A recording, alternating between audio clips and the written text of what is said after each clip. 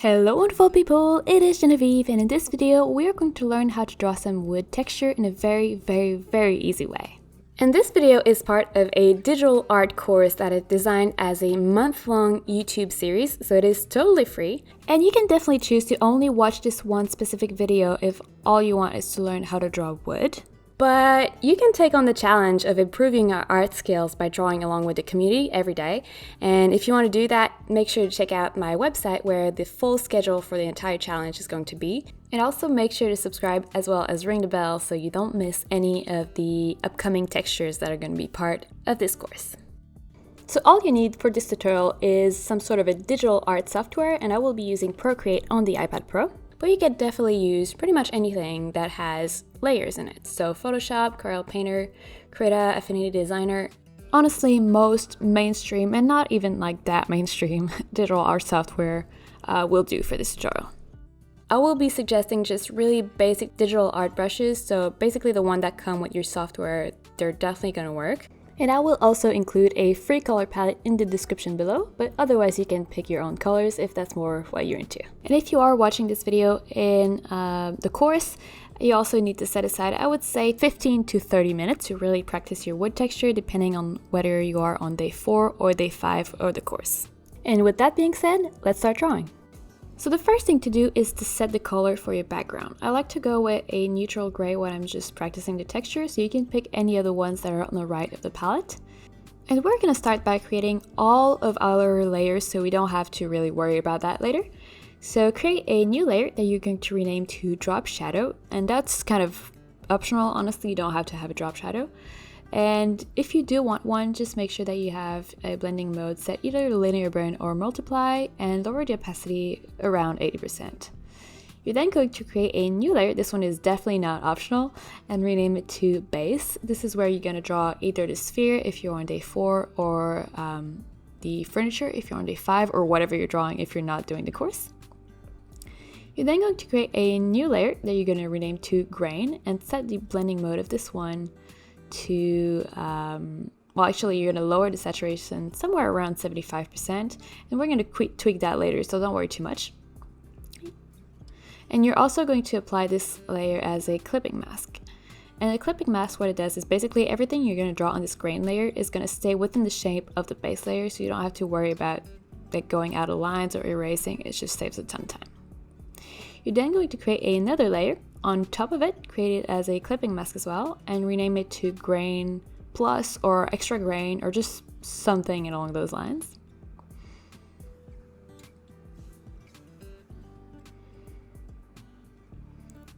And this one, you are going to change the blending mode to Soft Light, and you're going to lower the opacity around 80% for now, but again, we're going to tweak that later.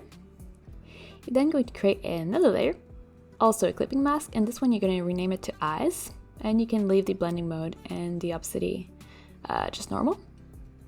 Then one more layer. This one is going to be named Scratches, and that's an optional layer, so if you don't want to have scratches on your wood, just skip it.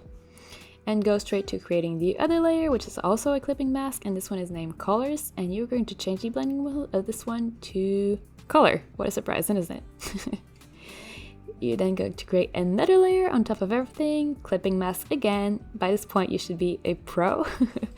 And you're going to rename this one to Shadows and change the blending mode to Multiply, as well as lower the opacity somewhere around 75%. But again, no worries. And I think this should be the final layer. So one more, clipping mask again. This one you rename it to Light, and you change the blending mode to Add. And you're probably going to lower the opacity quite a lot, so for now I'm going around 40%, but we're definitely going to tweak this one by the end. I'll also include my example with the color palette if you want to keep it near your drawing just to know what we're going to do. But basically, once you have all your layers created, go back to the base layer and pick the brown you want to use. I will be going with the bottom one in the palette. And for the brush, you can really use whichever brush you're used to using. I like the dry ink that come from the ink panel with Procreate, but seriously, the brush doesn't matter at all. Just use something that you know you're comfortable with. And you're going to draw your shape. In this case, I'm just going with a circle because I'm going to be drawing a sphere. But if you're drawing furniture, you're going to draw basically the silhouette of the furniture. and just a solid color, so you can fill in either with the paint box if you're doing with Photoshop, or just autofill with Procreate. But yeah, just want a solid shape. And then you're going to move on to your grain layer, and you're going to pick a slightly darker brown.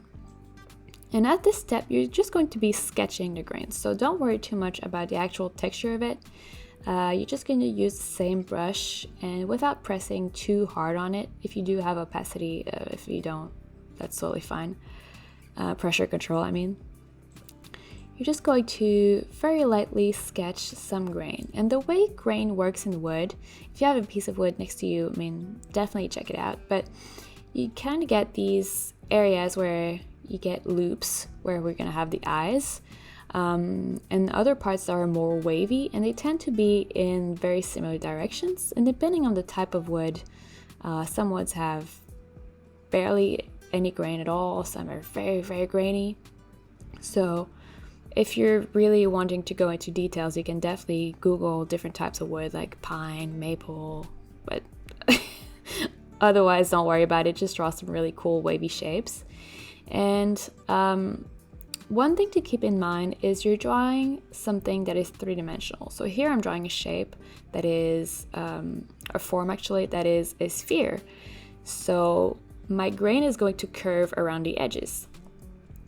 So you need to keep that in mind as well, and that's going to make a big difference in the end in making your piece look realistic or not. For wood, it's not that big of a problem because usually you get like wood planks which are not like curved, but still try to be mindful. So if you're drawing a grain, it's going to curve the closer it is towards the edges in a different way. So once you've sketched out all your little grain lines, which I've been done for quite a while in the video, I'm just rambling too much, I guess. You're either going to increase the size of your brush, or if you have a pencil like the Apple Pencil that has some like tilting capacities, just tilt your pencil, because basically all you want to do at this point is make your strokes a bit more wide and more soft. So we're starting to build the texture a little bit here. You can see the brush I'm using, the dry ink, has some really, really cool grain within it. So instead of being just like a soft brush, I'm already getting some of that grit and that texture that you get in wood. So I definitely encourage you to do the same, but you could use a soft brush and get really cool results as well. As I was saying, that's totally up to your preference. So yeah, all you're doing at this stage is you're increasing the width of your initial sketch for the grain without being too precise. Seriously, don't worry about precision when you're working about on textures like wood. You just want to give the feel of it. Otherwise you're going to spend 20 hours on a piece, and that's really not necessarily. You just want to give the feel of it. Once you're happy with your sketch or your base grain, go ahead and use the smudge tool. And most digital art software come with a smudge tool. And the icon is usually a finger. In Procreate, it's on the right, on the top. And you're just really quickly going to smudge a little bit of your grain texture, just so that it's not as sharp. And that's another really cool way of adding some texture. If your smudge tool, you can change the actual brush of it. You can pick a brush like a charcoal brush or something like that and build in even more texture within your piece. So now that we have this really cool base, you're actually going to add a little bit more color variation. So go ahead with a lighter version of your initial wood, and on the same layer, the same grain layer, with the same brush, you're going to add a few more strokes. And I quite like starting to build the form of the three-dimensional aspect of my form in this step.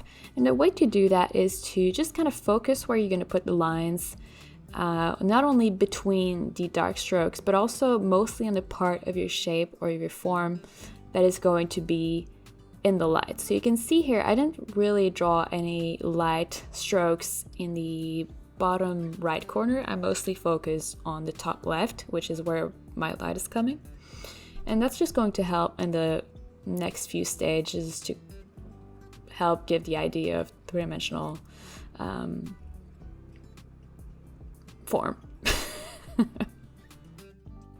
Wonderful. So once you have a main pattern that you like, we're just going to add some extra texture and make it feel even more realistic. So on the extra grain layer, go ahead and pick a darker brown. So if you have the color palette, it's in the second row. I chose the middle one.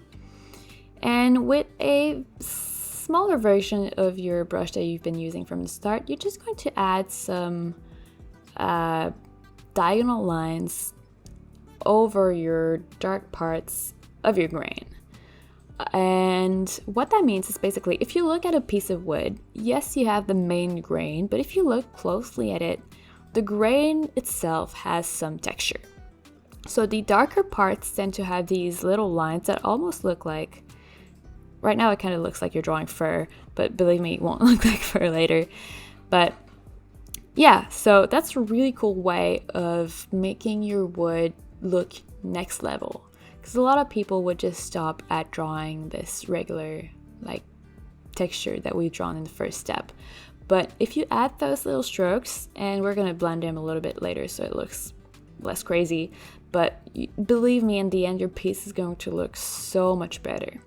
And it's really quick. So all you're doing is you're selecting some of the dark grain lines and you're adding these diagonal cross lines across it.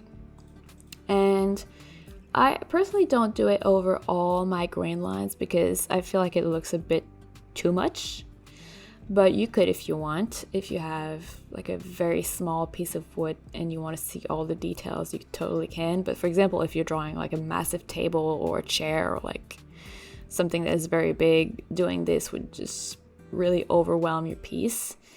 So just use your own judgment. And once you're done covering some of the pieces, some of the sections, we're going to use the smudge tool again just to blend them in a little bit, because right now they do look good, but a little bit too intense.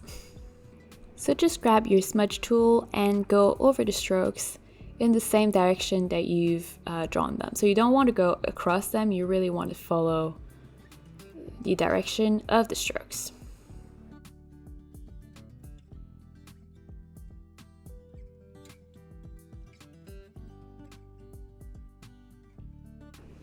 Wonderful.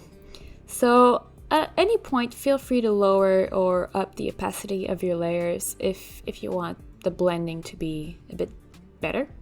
So in my case, I ended up lowering it a little bit. And then go ahead and select your eyes layer as well as a very dark brown. And in some of the wider, more oval sections of your grain, you're going to draw literally an oval in the middle. And if that doesn't make sense to you, that's totally understandable. Just peek at the video or at a piece of wood and you'll instantly understand what I meant. So the way wood works, and again, that depends on the type of wood. You get woods that don't really have eyes and the quality of the wood even. But anyway, we're going to draw it because I think it looks good. And it just really is something that is super characteristic of wood in general. And it's super easy as well. So you're just drawing this oval shape that has some sort of like almost a spiral inside of it. And another way to make it feel even more realistic is to extend some cracks that start from the eyes, because wood sometimes cracks. That's a thing that happens, and usually it tends to crack around the eye. So what I like to do is just draw one short line on the bottom of one of the eye, and then a very long line that would be basically a crack on the opposite side. So again, make sure to peek at the example if you're a bit confused, or otherwise just do your own thing, because you know what? I'm just here to support you and show you ways, but in the end, there are so many different ways that you can draw with. So if you find something that you like that is not in this video, that's totally okay as well. And one thing that is also really helpful in making the eyes pop even more is to take a darker version of the brown. So you have two examples here in the color palette, and just highlight, or darken I should say, some parts of the eyes. So I like to focus on one side. In this case, I'm going with the left side and just drawing some extra strokes to make it pop a little bit more.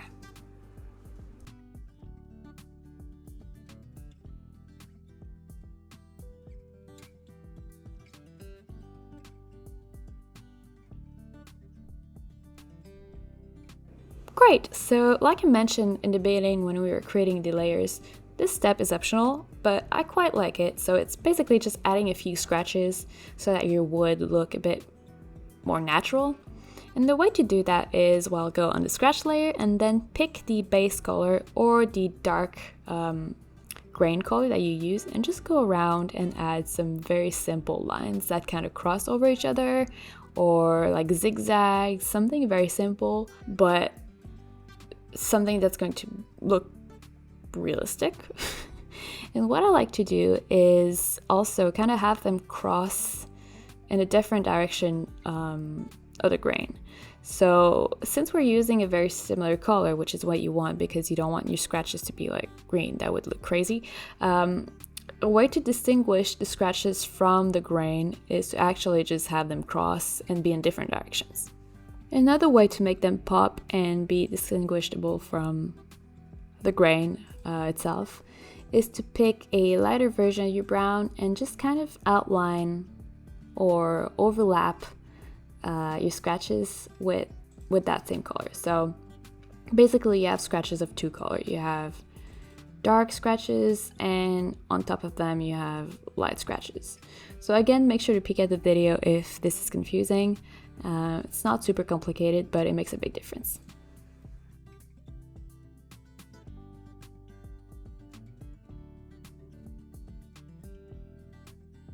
Speaking of things that are not complicated but make a big difference, the next step is to select the color layer and add a little bit of color variation, because you would rarely see wood that is just one solid color like this.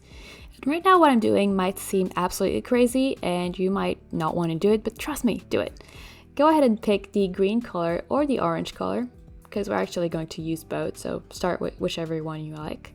And really simply add some scribbles and squiggles over your piece. And back with your smudge tool, you're just going to blend them in a little bit so that you don't see the scribbles quite as much, but you still want to have some sort of that texture in it because, again, we're drawing wood, it's full of texture. And of course, we're going to lower the opacity so it blends in a little bit better. But already you can see it just adds more life to your wood and makes it feel less like plastic wood, whatever that is.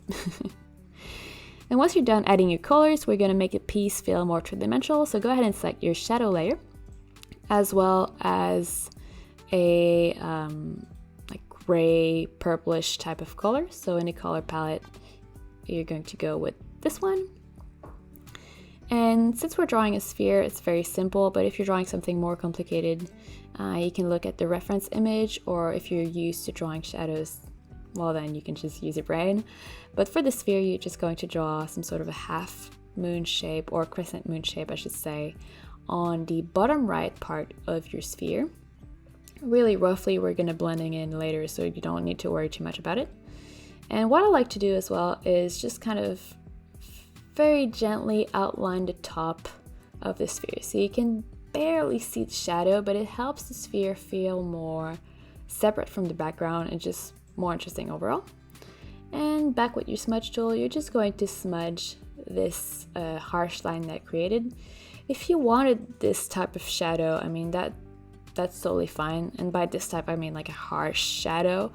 That's just not necessarily my favorite type of shadow for this kind of drawing, but if that's what you're into, I'm not judging you for that.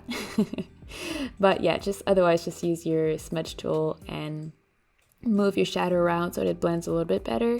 It doesn't need to be perfectly smooth because, again, we're drawing wood, so wood is not necessarily the smoothest texture. And we're also going to add some light. So on the light layer, go ahead and pick this banana yellow color and just gently, again, scribble some light on the top of your piece or wherever the light is if you are drawing from a reference. And depending on the varnish used on your wood, you might want to use like a brighter color. Like, honestly, you could go with a white and not blend it in, but in my case I'm going with a piece that is with a matte varnish, so I'm just kind of almost not really having any light and I'm really diffusing it. But again, if you're using a very glossy varnish, you're going to go with a very, very vibrant light. It's going to be super bright, and the edges are not going to be blended at all. It's almost going to be like a literal oval. So there you go. This was how to draw wood in any digital art software. If you enjoyed this video, make sure to give it a thumbs up because it really does help the channel. And if you want to check out the rest of the digital art course, make sure to go and follow the link that will be in the description below.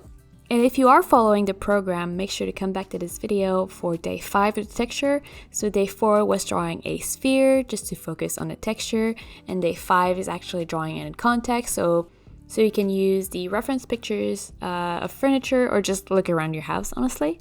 And before you leave, don't forget to subscribe because I put out new videos like this one every week, especially during the month of January, where we're going to cover a total of 13 different textures spread across 5 teams. So make sure not to miss that, and I will see you soon.